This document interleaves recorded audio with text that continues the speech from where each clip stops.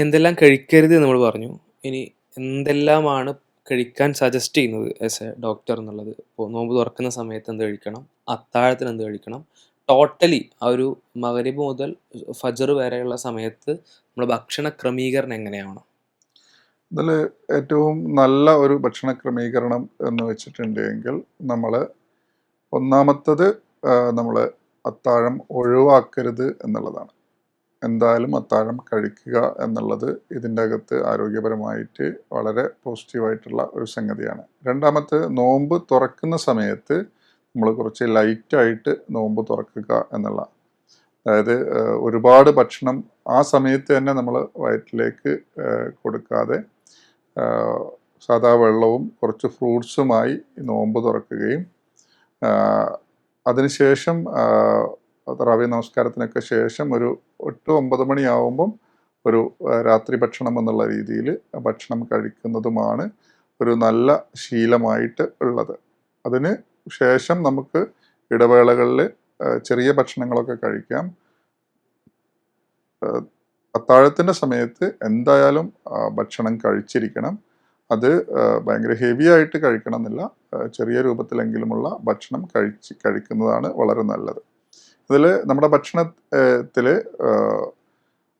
നമ്മൾ ഫ്രൂട്ട്സിൻ്റെ അളവ് കുറച്ച് കൂടുതൽ വേണ്ടതുണ്ട്. അതുപോലെ തന്നെ ഒരു 8 ഗ്ലാസ് വെള്ളമെങ്കിലും മിനിമം ഈ ഒരു സമയത്ത് കഴിക്കാൻ വേണ്ടിയിട്ട് ശ്രദ്ധിക്കേണ്ടതുണ്ട്. അതായത് നോമ്പ് തുറന്നു തൊട്ട് അത്താഴത്തിൻ്റെ സമയത്ത് വരെ മിനിമം ഒരു 8 ഗ്ലാസ് എങ്കിലും പിന്നെ കുടിക്കുന്നതാണ് വളരെ നല്ലത്.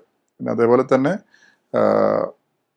മൈദ, എണ്ണ കൂടുതൽ ഉപയോഗിക്കാത്ത ഭക്ഷണങ്ങൾ കഴിക്കുന്നതും വളരെ നല്ലതായിട്ടാണ് മനസ്സിലാവുന്നത്. ഇപ്പോൾ അത്താഴം ഒഴിവാക്കുന്നതിനെ പറ്റി പറഞ്ഞു. പക്ഷെ എന്നാലും ചില ആളുകൾ പറയാറുണ്ട്, ഞങ്ങൾക്ക് അത്താഴം കഴിക്കാതിരിക്കുന്നതാണ് കംഫർട്ട്. രാവിലെ എഴുന്നേറ്റിട്ട് ഭക്ഷണം കഴിക്കാൻ അത് ശീലമില്ലാത്തൊരു വിഷയമായതുകൊണ്ട് എഴുന്നേറ്റ ഉടനെ കഴിക്കാൻ പ്രയാസമുണ്ട്. അപ്പോൾ നേരെ എഴുന്നേറ്റ് ഫജ്ർ നിസ്കരിച്ച് വീണ്ടും ഉറങ്ങുന്ന രീതി, ഉറക്കം പോകും, അങ്ങനെ ഒരുപാട് കാരണങ്ങൾ പറയാറുണ്ട്. അപ്പോൾ ഈ അത്താഴം കഴിക്കാതിരിക്കുന്നത് കഴിക്കുന്നതാണ് നല്ലതെന്ന് പറഞ്ഞു. കഴിക്കാതിരിക്കുന്നത് ആരോഗ്യ പ്രശ്നങ്ങളിലേക്ക് നയിക്കുമോ? അതുകൊണ്ട് എന്തെങ്കിലും പ്രയാസം ഉണ്ടാകുമോ? അത്താഴം കഴിക്കാതിരിക്കുന്നത് ആരോഗ്യ പ്രശ്നങ്ങളിലേക്ക് നയിക്കാൻ സാധ്യതയുണ്ട്. കാരണം നമ്മുടെ വയറ് കൂടുതൽ സമയം ഭക്ഷണമെത്താതെ ഒഴിഞ്ഞിരിക്കുമ്പോൾ, ഒരു 12 മണിക്കൂറിൽ കൂടുതൽ ഭക്ഷണമെത്താതെ ഒഴിഞ്ഞിരിക്കുന്ന സമയത്ത് ഉണ്ടാവുന്ന വയറിൻ്റെ പ്രശ്നങ്ങൾ വരാൻ വളരെ സാധ്യത കൂടുതലാണ്. ഇസ്ലാമികമായും അത്താഴം നിർബന്ധമായും കഴിക്കണമെന്നാണ് നമ്മളെ പഠിപ്പിച്ചിട്ടുള്ളത്. ശരീരത്തിൻ്റെ ആരോഗ്യത്തിനും നമ്മുടെ കോശങ്ങളുടെ ആരോഗ്യത്തിനുമൊക്കെ നല്ലത് അത്താഴം റെഗുലറായി കഴിക്കുന്നതാണ് എന്നുള്ളതാണ്.